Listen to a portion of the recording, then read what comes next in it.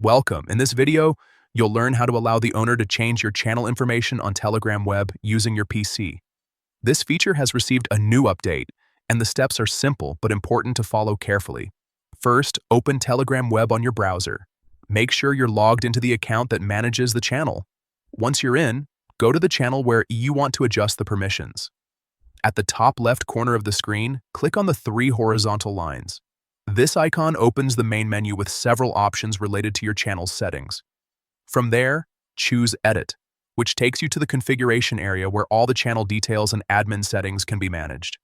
Now, open the Administrators section. Here you'll see a list of all users who currently have admin roles on your channel. This includes editors, moderators, and of course, the owner. Find and click on the owner's name in the list.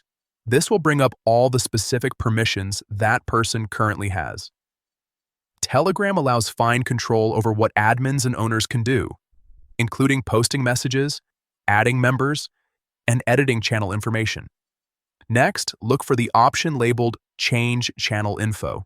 This setting determines whether the owner can update details like the channel name, description, and profile picture. If the box next to it isn't checked, the owner doesn't have permission to make those changes.